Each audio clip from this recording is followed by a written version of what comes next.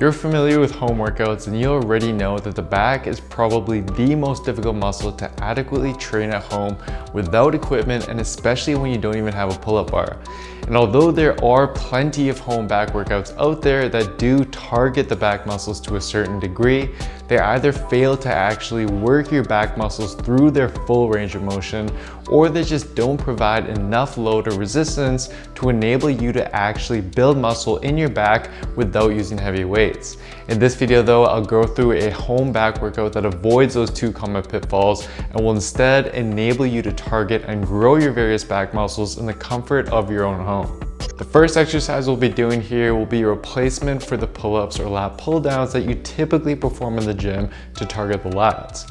And to do so most effectively, you ideally want to use the bed sheet setup that I presented in my other home workouts, where you tie a knot at the end of two long bed sheets, throw them over your door, and then close the door inwards to now create a home version of the TRX. I highly suggest you at least try this setup, since we'll be using it quite a bit in this back workout. But just make sure that when you actually close the door, you want to close it so that the door leans in against the frame as you're pulling, rather than the other way around, as this is going to enable it to hold strong as you perform your exercises. Once you have that setup ready, we'll perform body weight lat pull downs with it, where you wrap the sheets around your hands, lay on the floor with your legs straight, and then pull your elbows down and back just as you would in a pull-up or lat pull down to lift your body off of the ground. And then you want to use your lats to control your body back down to the ground and repeat. If these are too difficult, you can regress them by bending your knees like so, and then using your legs to help push you up during each rep. And then over time, you can use your legs less and less by gradually straightening them until they're completely straight and your upper body is now doing all of the work. Now, if you aren't using the bedsheet setup, an alternative is something I've shown in my past home workout video, the sliding lat pull down. Although this does eliminate the all-important eccentric portion of the movement when compared to the bedsheet lat pull-downs or standard pull-ups, it's still better than nothing to at least work the lats if you don't have access to a pull-up bar or a suitable bedsheet setup at home. Next, we're going to now move on to a bodyweight row to now shift a little more emphasis to our mid-back musculature, like the mid-traps and rhomboids, for more back thickness. For these, we're going to go back to the bed sheet setup. So grab each sheet, take a few steps back, lean back until there's tension in the sheets, and then pull yourself upwards by driving your elbows back and squeezing your shoulder blades together. For the easiest modification, you can perform these with a split stance and use your back leg to help raise your body up during each rep. And then you want to move on to doing these with your feet together, and then from there, you can continue moving your feet closer and closer to the door in order to make the movement more difficult. The more horizontal you position your body, the more load you're going to be lifting, and it's a great way to effectively progress this exercise without weights. If you're not using the sheet setup though, then ideally you want to find a table sturdy and long enough to safely perform your row, which can be made easier by bending your knees and using your legs for assistance. And then as you get stronger, straighten your knees and gradually make your body more horizontal to increase the load of your body weight that you'd be lifting. Next, we're going to move back to targeting the lats for more back width. And we'll use the sheets here again in order to best simulate a dumbbell pullover or straight arm pull down that we typically perform in the gym to target the lats. For these, wrap the sheets around your hands, straighten your arms in front of your body, engage your core, and then simply let your body fall forward as you let your arms raise overhead. Then you want to bring your body back up to the starting position by driving your arms downwards by engaging your lats. Your torso and your arms should remain straight the whole time. And you want to think about driving your elbows backwards to best engage the lats as you raise your body up. To start out, I'd recommend doing these with your feet further away from the door so that your body doesn't fall forward as much, as this is going to be the easiest regression. And then as you get stronger, move your feet closer towards the door to enable your body to fall forward more.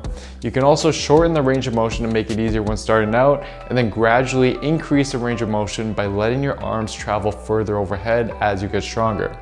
An alternative, if you're not using the sheets though, are to perform a sliding version of these on the ground. Here, you want to place your forearms on something that can grip the floor, so like a yoga mat or even shoes, for example.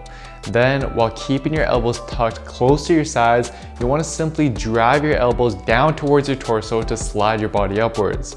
This exercise is quite similar to the sliding lat pull downs done earlier, but by keeping your elbows tucked close to your body, you'll be able to effectively target the lats through a slightly different angle. Next, we're going to use the sheets to now perform face pulls to target the mid and lower traps, as well as the various rotator cuff muscles that are all important muscles for postural improvements and overall scapula and shoulder stability. For these, wrap your hands around the sheets, take a few steps back from the door, and lean back until there's tension in the sheets. Then raise your torso up by performing a face pull where you pull your hands towards your face while keeping your elbows high and externally rotating your shoulders such that your arms are in a biceps flexing pose at the end position. You should feel this exercise in the middle of your back and in the back of your shoulders. To start out, you can perform these with a split stance to use your back leg for assistance, and then as you get stronger, you can perform them with your feet together and gradually move your feet closer and closer to the door to increase the difficulty over time. And if you aren't using the sheet setup to hit some of these important muscles, you can perform wall slides instead, where you simply lean your back against the wall and slide your arms up and down against it, mimicking a shoulder press movement pattern. When done properly, you should feel these light up your mid-back muscles. Next, we're going to finish the workout off with a move that will enable us to not only work all of our upper back muscles, but will now target and strengthen the lower back as well through hip extension. For these, lay on your stomach with your arms and legs extended. Your palms should face downwards and your feet should be about hip width apart. Then you want to raise your arms and legs up off the floor by about an inch or two. Try to get at least your chest and your thighs up off the ground if you can. And from this alone, you should already feel your glutes, your lower back, and your mid back all very highly engaged. And then from here, you want to slowly bring your arms out to your sides and then all the way back behind your back while twisting them such that your palms now face upwards when they reach your back position. And then slowly move them back to the starting position for one complete rep. And you can take a break for a few seconds before performing your next rep. And if this is initially too difficult for you, I'd recommend raising your legs and your upper body to a lesser degree, and then also performing the arm circle movement faster.